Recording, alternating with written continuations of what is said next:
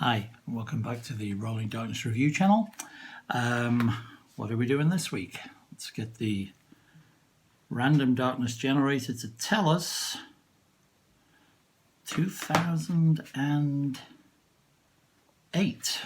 Okay, so this was KRDR, well, 66.6 kilohertz, welcome to the ether. The 66.6 kilohertz, we were doing a show with this one that year. Let me have a look at the list in the back. We did it at, this was the last year we were doing bookstores and libraries before we graduated to the big time and started doing 99-seat black box little theatres in Los Angeles. So we were still doing bookstores and libraries. So this one we did, well, I'm sure Skylight Books didn't have a problem with it. I'm pretty sure Cal State wouldn't have had, it was probably the Velma Teague Library in Glendale, Arizona. A very nice lady there who looked after us.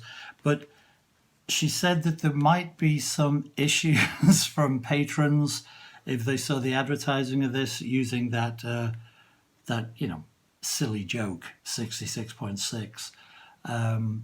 I don't know, maybe they have a Satanist problem in Glendale, Arizona, or did in 2008.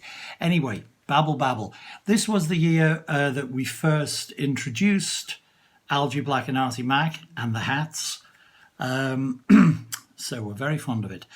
My story from this one is called The Girl in the Blue Volcano. And it is the second story I wrote about Kitty Donnelly. Normally I wouldn't bother telling you anything about the story before I started reading it, but it is probably important that you realize the first person narrator of this story is a 25-year-old lesbian. So, close your eyes. Use your imagination. Oh, nearly forgot. Sorry, getting out of the habit. Can we see it? Shot glass, snowman skull. Sláinte. Very full, particularly full this time. Still, the story takes place in a bar, so. The Girl in the Blue Volcano. Yeah, don't get all excited. It's just a bar. The Blue Volcano. Buried in the middle of a strip mall at the corner of Pico and who gives a shit. I know. You'd think a bar stuck with a location like that, because trust me, Iowa, it's not an area where you're going to see young Hollywood out bar hopping, not even on a bet. You'd think a location like that would know its place. Call itself something bland and honest, like Joey's or Mikey's. Keep its fucking head down. But no, this place had to announce its aspirations. Adorable or pathetic, depending on which of your medications is kicking in at the time. Something else, and I promise I'll get off this in a minute. You'd figure, wouldn't you, that if they were going to go all showboaty on the name front like that, then they must have put some thought into it. You'd figure that what they were going for, what they wanted to imply, was some retro hip conceptual collision. Blue, the colour of after-hours jazz, the colour of cool, and volcano, eruptive, happening, hot. Yeah, well, save it for the book report, kids. The naming of this place was depressingly literal. There was a large painting hanging behind the bar. And when I say painting, you'd best believe I'm being remarkably kind to whatever special needs genius shot his wad on the canvas. And I'll give you one guess as to what it was a painting of. Nice. Collect your steak knives. Thanks for being on the show. Now you could, provided you were less prone to ADD than me and the rest of the 21st fucking century, spend hours wondering about the circumstance that would force any self-respecting bar owner to put something that spectacularly bloody awful in plain sight of patrons from whom he expected to make money. Lost a bet, you might think. Pissed somebody off. Blind. But my buddy Atkins got a sharp razor that says this particular bar owner simply liked the piece of shit. Must have. The guide even had a little brass plaque made that sat on the bottom edge of the frame and told you the title of the picture in the kind of fancy curled lettering that was all the rage back when people could still do joined up writing. The Girl in the Blue Volcano, it said. Which is all well and good. But there was no girl in the picture. Jill Gillespie had told me about the place a couple of nights before.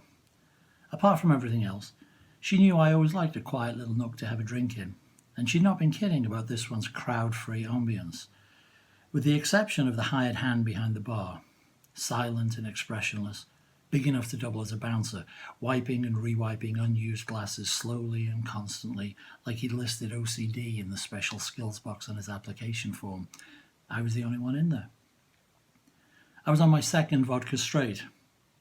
I mean, fuck you, lime juice, who are you trying to kid? And some slow piano chords drifted out from the jukebox, stately and melancholy. Jackson Browne, For a Dancer. I couldn't help it. I smiled. Yeah, I know. 70s soft rock, staggeringly unhip. Couldn't be less cool if you put a fucking match to it. But I like it. So, roll over Moby and tell Miley Cyrus the news. Besides, what was interesting was that I'd laid good money. There wasn't another jukebox within 100 square miles that would have had that song on it. And I'd double down against anybody actually selecting it. Well, well, well, a voice said from behind me in the lilting accents of the old country.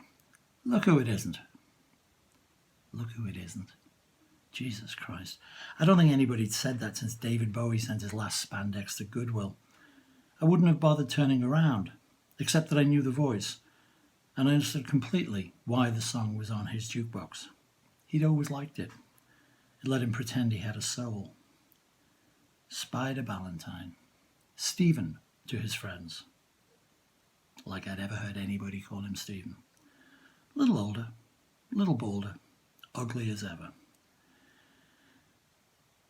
Kitty fucking Donnelly, he said, with that ridiculous mix of affection and contempt upon which his particular class of Irish dickhead has prided itself since the first apples grew on the grave of Cuchulainn. Let me look at you. Yeah, like he'd wait for permission. His watery eyes roved me up and down with an instinctive professional appraisal. He'd once run a stable of little green-eyed hookers in Hell's Kitchen, most of them straight off the Belfast boat, and gave me an approving nod. Easiest money in the world, young Kathleen, he said, automatically. I let it go. It was just Pavlovian with the guy. This is your place, Spider? I said. Oh, no, don't you be teasing me, Kitty, he said. You telling me you didn't know? You telling me you didn't get all dressed up like that, especially to come and see old Spider? Dressed up? Halter top, jeans, Chuck Taylors. Asshole. I had no idea, I said, shaking my head. Just wanted a drink. Really? No idea that your old friend Spider had bid a fond farewell to La Vie Boheme and was now a respectable publican. Just happened to be passing. Had a little business to take care of in the neighbourhood, I said. I'll not ask, he said, and winked.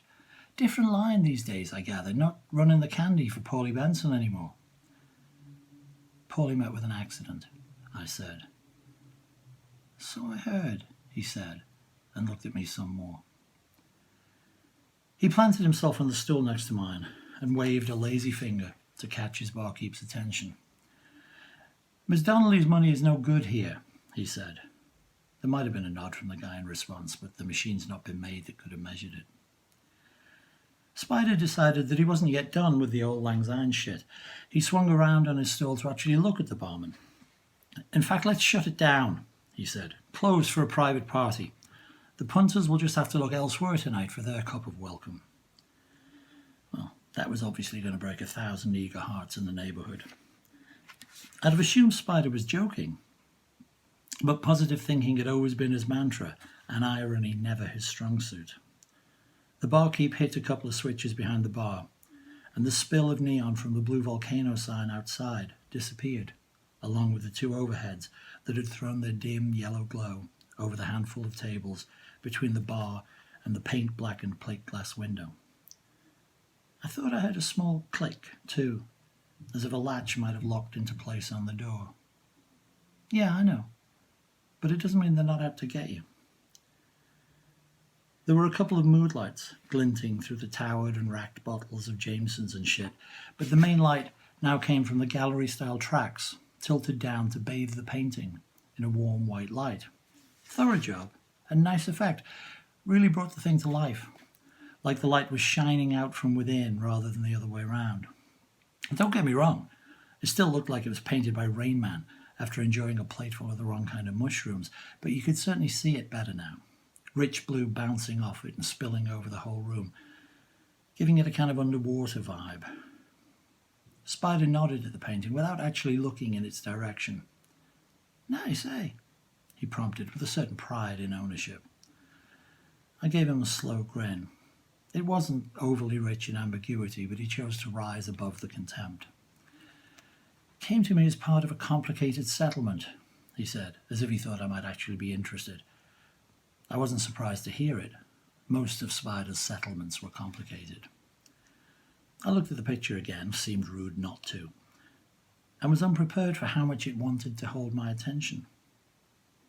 When I looked back at Spider, he seemed surprised that I had. Something troubling you, Kitty, he said. The girl in the Blue Volcano, I said. I don't see the girl. Well, you wouldn't, would you? He said. I mean, the picture's not called The Girl on the Blue Volcano, now is it? He looked over my shoulder to wink at the guy wiping the glasses, like they were both in on a gag that was probably over the head of a silly little thing like me. Turning back to give me the benefit of his full attention, Spider turned on the charm. He certainly had the blarney down, I'll give him that, silver tongue caressing his words and sending them my way like flowers and kisses from some bastard child of W.B. Yeats and the gentlest of sugar daddy seducers. We chatted away for a good 5 minutes, covering the latest news on mutual acquaintances from the old neighbourhood back east and the problems facing any poor young girl making her way in the modern world. He was solicitous and attentive, and his eyes flicked only occasionally to my glass and to the unlabelled decanter from which it had been filled. My eyes were drawn increasingly to the painting behind the bar. Spider might have glanced at it once or twice during our little chat, but if he had, he'd been subtle enough about it that I hadn't realised just how much he was controlling my attention and directing my gaze. He'd always been good at that, at the unstated suggestion. Always been good at manoeuvring little girls into places and positions of his choosing without making them notice the manipulation until they were giving it up for cents on the dollar and all their pretty dreams were dust and memory. But Spider wasn't saying anything now. Nothing that I could make sense of, anyway. He was still letting the words pour forth, but they'd ceased to matter as words, at least to me. Staring at the picture, strangely unwilling to look away, I could only hear them as sounds, as if they were just nonsense syllables, strung upon the haunting melody that seemed to be the secret theme and eternal pulse of the place I was being allowed to see. There was so much more in the painting than I'd first noticed, so much detail and depth. The runnels on the side of the volcano were deep and forested, giving a sense of scale to the whole environment that was dizzying. There were blue stone cities hiding within those valleys, long abandoned and left to the shadowed things which had inherited them. And there were cracks in the valley floors, cracks in the world, giving on to the lakes of fire within. I'd known that the sky was the wrong colour back when I was standing on the slopes, but the sky was far behind me now, and there were only the red stone roofs, miles above the seething pools. It wasn't like falling. It was like floating, like flying, and as the lakes rippled into open wounds, as the vast creatures that dwelt within them rose in hungry welcome, I knew that... Fuck knows how I even managed to raise my hand, but I slashed a fingernail across my lower lip and drew blood. The beautiful, searing pain pulled me out of it and threw me back, rocking and gasping on my stool. A sound escaped Spider's mouth, somewhere between a sigh of frustration and a hiss of anger. I couldn't look at him yet. I kept my eyes locked on the edge of the bar, clinging to the solidity of its cigarette scars and glass stains like they were anchors in a loosened world. I could hear my heart pounding arrhythmically, like it was struggling to recover from the killing rush of an amyl overdose. "Oh, Kitty, Kitty, Kitty," Spider said, like a hurt but patient prom date who had just stopped at second base. "You were so close, my darling, so close. There's no point to this fighting, you know. Not now. It's all inevitable, and surrender will make it so much easier for you, I swear to God." I could feel him watching me try to shake my head as if I needed to clear it. It was difficult. "Spider," I said, still looking down, What the fuck is this? What the hell have you gotten yourself involved with?" I forced myself to look over at him. He gave me a searching look before he spoke, letting himself be sure that I was way past the point at which he needed to pretend anymore. "Well now, Kitty," he said, "the truth is, I wasn't in fact as completely honest with you as I perhaps should have been. You have to see, surely, that a man born to a trade is naturally reluctant to change it, even when forced by dint of circumstance into new business partnerships. Old dog, new tricks, you understand." I was beginning to. His trade mightn't have changed, but I was pretty fucking sure his clientele had. "It'll not be much longer now, sweetheart," he said. His voice was melodious and comforting, and he stroked gently at the hand I'd put on the bar to steady myself. "Take another little look at the picture, why don't you?" He gave it a moment. "No? Not yet? Well, that's all right.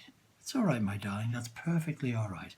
Stephen Ballantyne has never rushed a lady in his life." He turned to the barman. "Why don't you give Miss Donnelly another shot?" "For old time's sake, Kitty," he said, turning to me as the guy dutifully topped up my glass. I managed to calm my breath. The world seemed solid again, solid as it ever would. I found my voice enough to not let him hear it tremble. "For a dancer," I said, raising the glass in a tiny salute in his direction. "That's the girl," he said, with loving parental approval. He didn't make a big deal out of me not actually sipping any of it yet. He noticed, but he and his clients were patient, and the night was young. His mistake was thinking that I was already 2 glasses in. Like I said, Spider's pretty good at that whole "don't let the other person see what you're doing" routine. But I'm not too fucking shabby at it either. And I was fairly sure that the sticky little pool of doctored vodka at the foot of my stool wasn't going to be the worst stain Spider's cleaning service had ever had to deal with. "You know, Spider," I said, "truth is, I wasn't completely honest with you either. I did know that this was your bar. I had a chat with Jill Gillespie the other night." "Jill Gillespie," he said, like somebody making an honest effort to remember. "Remind me?" He was waving one hand in the air, as if to pluck the elusive memory from the ether, the first 2 fingers of the hand semi-upright, like he's the fucking Pope or something. "Jesus Christ, Spider," I said, "you don't even remember their names now?" He gave the little grin that he thought passed for contrite, while his eyes twinkled with the ersatz charm that had always won him indulgent forgiveness from the harshest of critics. "Not this time."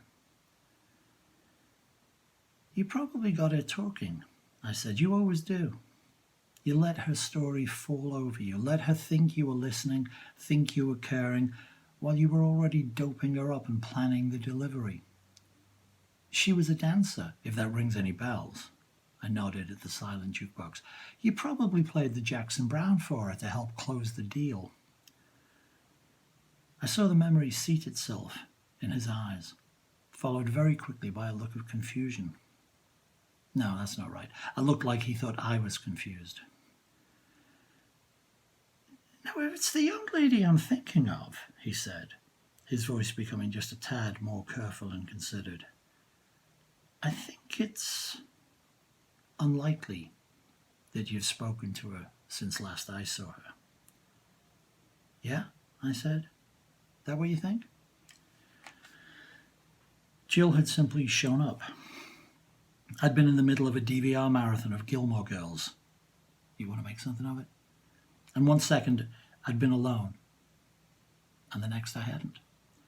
None of your bullshit chain rattling or window tapping first. None of your frost forming on the counter pane or cold spots hovering in the air.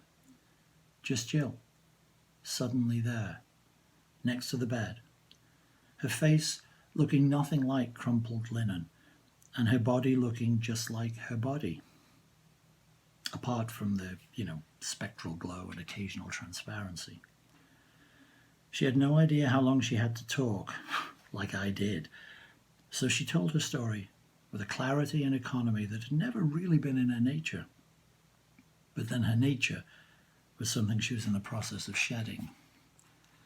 She didn't weep. She wasn't angry. I did. I was. "She looked good, Spider," I said. "Wanted to be remembered to you." Spider was staring at me, like he was wondering if this little story of mine was some heretofore unexpected side effect of the drugs he hid in his drinks and fed to the lost and lonely. "You're not the only one who's changed trades, Spider," I said. "Paulie was my last boss. I don't have employers anymore. I have clients. I'm a private operative." He must have noticed by now that I wasn't quite so fucking woozy as I'd allowed him to believe, but his chuckle still had a practiced and confident condescension. "You always did have an inflated opinion of yourself, young kitty," he said. "I should have taken you to task years ago." His lip curled into a sneer. "Private operative. Fuck you. Far as I'm concerned, you're nothing. Nothing but a sad little dyke with ideas above her station." "No, Spider," I said, and just for a moment, just for shits and giggles, I let my precious disaffect slip from my voice. "As far as you're concerned, I am the red right hand. I'm the angel of fucking death." He heard me. His head jerked toward the barman again, ready to give him the high sign, but I spoke to the guy first. 2719 Rossmore, isn't it?" I said. The barman didn't say anything, but if they hadn't killed the lights earlier, I think we'd have seen him grow a little paler. I tossed him my cell. "You're on speed dial," I said. 3. I couldn't hear what his daughter said to him, but I think she must have remembered most of what I'd told her. And besides, how many ways are there for an 8-year-old to say, "Daddy, there's a big black motherfucker with a knife at my throat"? "You remember Mickey Gundry, don't you, Spider?" I said. "You always used to make that stupid joke. Now that's what I call black Irish." Well, Mickey's always up for a job. I couldn't meet his usual price, of course.